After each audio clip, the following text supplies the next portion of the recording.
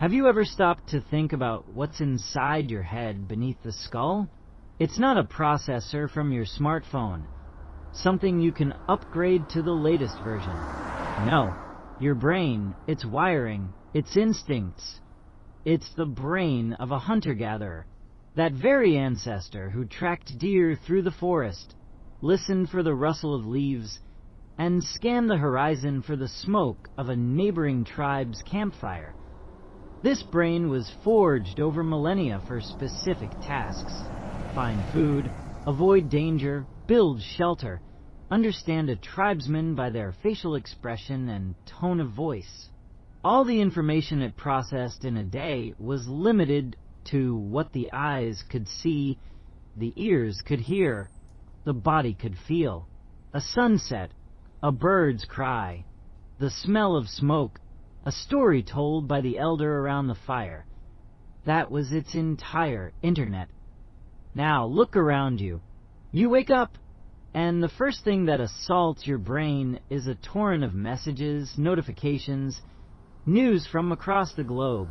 Over breakfast, you scroll through a feed where in 3 minutes you glimpse a war overseas, a funny cat, a recipe for a cake, a family tragedy, an ad for a car you searched for yesterday, a blogger's political opinion, a new song.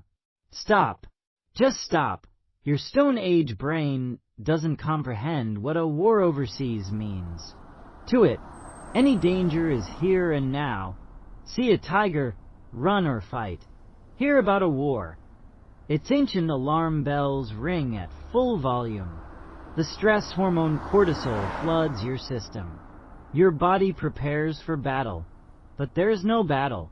The tiger is on a screen, and you're sitting there with a sandwich, and this happens dozens of times a day. Anxiety, full body mobilization, and then nothing. Stand down. And again. And again. It's like forcing a person who's lived on porridge and root vegetables their whole life onto a diet of pure sugar. Their pancreas wouldn't survive. And your psyche? It can't handle this informational sugar. This mush of fragmented, disconnected, bright, frightening, and tempting images. Technology, these phones and marketing tricks of yours didn't arrive a few hundred years ago. They avalanched into our lives in just a decade or two, a blink of an eye in evolutionary terms. The brain hasn't had time to adapt. It tries to operate the old way, react to every flash on the screen as a potential threat or potential prey. A news item is prey knowledge, and it's overheating. It's in a panic. It's constantly jumping from branch to branch like a frightened monkey. And the most terrifying thing is that in this constant noise, it's losing the ability to hear the most important voice of all, its own. Chapter 2. The Thought Factory and the Garden of Silence in the past, say 100 years ago, people had time to think. Walking to the well for water. 15 minutes there, 15 back. And what did they do? They thought about the weather, about work, about family. They remembered. They made plans. Thoughts had time to be born, grow, and bear fruit. They flowed slowly like a river, and now you walk down the street with headphones in. You stand in line and scroll through your feed. You wait for the bus and check your email. Any pause, any opportunity for an original thought to be born is immediately filled with someone else's content. Your brain is never at rest. It's always busy processing external information. Imagine an assembly line in a factory. Parts move along it non-stop, and a worker has to assemble them quickly. Their hands get tired. Their head spins. But the conveyor belt never stops. That's how your mind works today. The parts are other people's thoughts, ideas, images, news. You, like them, comment on them, consume them. But where are your own, handmade parts? Where are those unique thoughts that could only be born in the quiet of your own mind? There's no room for them on this conveyor belt. The belt never stops. Now, imagine a different scene. Not a factory, but a garden. A quiet, well-tended garden. This is your mind in a state of calm. For something to grow there, it takes time. You need to plant a seed, an impression, an idea, water it, ponder it, weed out the unwanted growth, filter out the noise, and wait for the sun and rain to do their work. Only then will a strong, genuine fruit appear. Your own deep, well-considered thought, your own decision, your understanding of the world. Your generation isn't allowed to grow its own garden. You're handed ready-made plastic fruit from the supermarket, bright but tasteless and empty inside. You consume other people's thoughts, other people's jokes, other people's lives, and your own garden grows wild with weeds, and you're afraid to enter it because its quiet and silence, to an unaccustomed ear, can be frightening. Chapter 3. Solitude is not the enemy, but the best teacher you've probably heard people say, "I'm afraid to be alone with myself." This is the most telling symptom of our times. A person who fears their own company is a person who has lost themselves. They're bored with themselves because inside there's a void, that neglected garden. Yet, in the past, solitude was not a punishment, but a gift. An artisan, working for hours alone with wood or clay, held a silent dialogue with the material and with themselves. A peasant in the field, a shepherd in the mountains, they were all alone with the sky, the earth, and their own thoughts. Character was forged in this solitude. It was where a person came to know their own weaknesses, fears, and true strength. Solitude isn't about being lonely in the world. It's about finding a solid foundation within yourself. If you lack this inner foundation, you'll seek it externally, in the approval of likes, in the noise of parties, in constant messaging with friends. You'll cling to others because you cannot stand on your own, and that is a shaky foundation. The most important decisions, the deepest insights, come in silence and solitude. When you turn off all the external noise and stand face to face with yourself. At first, it will be scary, uncomfortable, forgotten anxieties, unfinished business. Unpleasant memories will rush in. Your brain, accustomed to external stimuli, will demand its fix. Your hand will instinctively reach for your phone. But if you endure it, if you start training your ability to be at peace like a muscle, a miracle will happen. The noise will gradually settle, and from beneath it, like a spring from the earth, your own voice will emerge. You will suddenly understand with clarity what you truly think about your job, your relationships, your life, without worrying about what everyone else says. You will hear your true desires, not the ones imposed by advertising. You will find answers that no one can give you from the outside. Chapter 4. The Practice of Silence. Hard but rewarding work. All right, old man, you might say. The theory is clear, but how do I do it? How do I stop the carousel? And that is the real work. Simple to describe, but difficult to execute. Don't expect it to be easy. It will be hard, like it is for someone who decides to start exercising after 20 years of a sedentary life. But every step you take is a victory. Point 1. Start small. A digital fast. You don't need to abandon everything and become a hermit.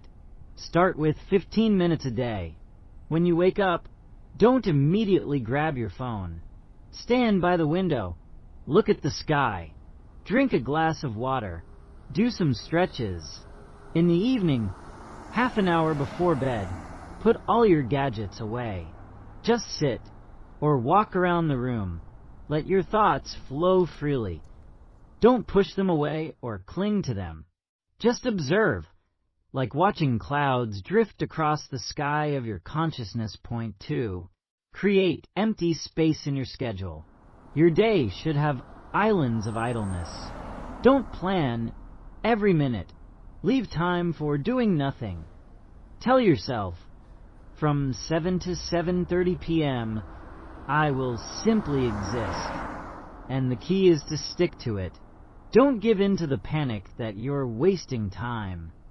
This is the most valuable time spent. Time for restoring yourself. Point 3. Go out into nature, in silence. A forest, a park, a riverbank. They are the best healers.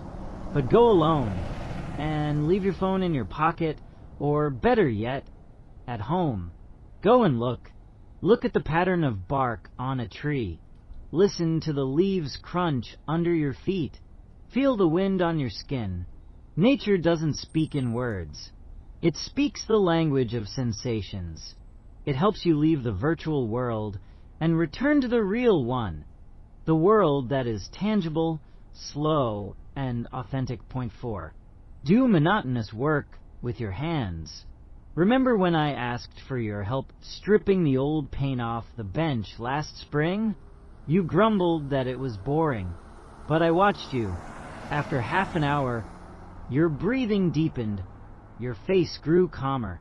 Working with your hands, chopping wood, washing dishes, sewing, drawing, is meditation. It calms the mind because it gives it one simple task and a rhythm. The brain gets a rest from multitasking. Point 5. Keep a journal, but not for posting online. For yourself, a pen or pencil on paper. This slows down the flow of thoughts incredibly. You have time to catch them, examine them, and clothe them in precise words. By describing your day, your experiences, you are having a dialogue with yourself. You are bringing order to the internal chaos. At first, there will be resistance.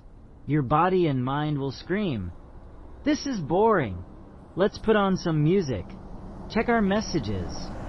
This is withdrawal. Acknowledge it. Tell yourself, "Yes, I'm uncomfortable. This is normal. It will pass." And keep going. Chapter 5. What you will gain when you find silence. Now, let me paint a picture of what awaits you at the end of this path. This is not a fairy tale. Mental clarity. You will stop feeling scattered.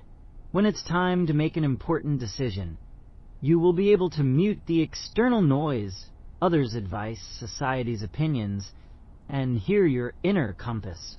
Your decision will be your own, considered and firm. Calm. The constant background anxiety will fade. You will understand that most of the problems shouted by the news don't directly concern you. You will learn to distinguish real concerns from imposed fears. And this calm is the greatest luxury in our frantic times. Strength. When you stop seeking external validation, you become truly independent.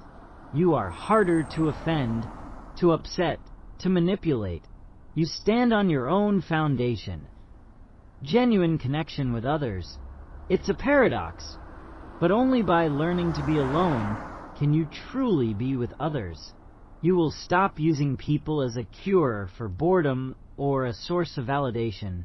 You will come to them from a place of fullness, not emptiness, and you will be able to offer them genuine attention and companionship. A taste for life.